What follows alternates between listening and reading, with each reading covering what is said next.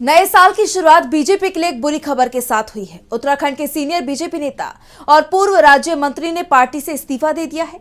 गौर करने वाली बात यह है कि बीजेपी नेता ने पहले भी इस्तीफा दिया था, जिसे अस्वीकार कर दिया गया था, लेकिन अब आखिरकार उनका इस्तीफा स्वीकार कर लिया गया है। इस इस्तीफे को प्रदेश बीजेपी के लिए बड़ा झटका माना जा रहा है।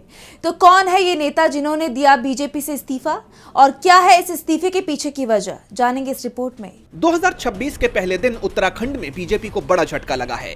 सीनियर नेता और पूर्व राज्य मंत्री भगत राम कोठारी ने पार्टी से इस्तीफा दे दिया है। इसे लेकर अब राज्य की सियासत गर्मा गई है। उन्होंने फेसबुक पर इसकी जानकारी दी और लिखा, काश मेरा इस्तीफा 16 जनवरी 2025 को बीजेपी के प्रदेश अध्यक्ष महेंद्र भट्ट द्वारा स्वीकार कर लिया गया होता। मैं निर्दलीय मेयर प्रत्याशी को हजारों मतों से विजयी बनाने में मदद कर सकता था। मुझसे ये बड़ी चूक हो गई है, ऐसा प्रतीत होता है। इस्तीफे के पीछे की सबसे बड़ी वजह अंकिता भंडारी मामले में न्याय मिलने में हो रही देरी को बताया जा रहा है। लंबे समय से इस मामले में न्याय की आवाज उठा रहे कोठारी ने आरोप लगाया कि सरकार और पार्टी ने इस संवेदनशील मुद्दे पर वो तत्परता नहीं दिखाई जिसकी उम्मीद प्रदेश की जनता को थी। उन्होंने कहा, अंकिता हमारी बेटी है और ये मामला राज्य में महिलाओं की असुरक्षा का प्रतीक बन चुका है।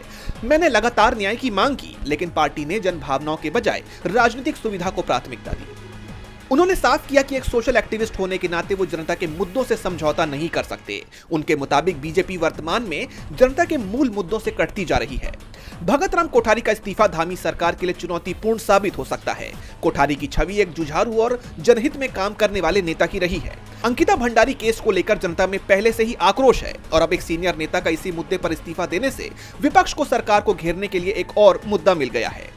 राजनीतिक जानकारों का मानना है कि कोठारी का ये कदम आने वाले स्थानीय निकाय चुनावों और अन्य राजनीतिक समीकरणों पर गहरा असर डाल सकता है। भले ही कोठारी का इस्तीफा स्वीकार कर लिया गया हो, लेकिन बीजेपी के शीर्ष नेतृत्व की तरफ से अब तक इस पर कोई आधिकारिक प्रतिक्रिया नहीं आई है। लेकिन इस इस्तीफे ने उत्तराखंड की राजनीति में हलचल जरूर पैदा कर दी है। डीबी लाइव की रिपोर्ट।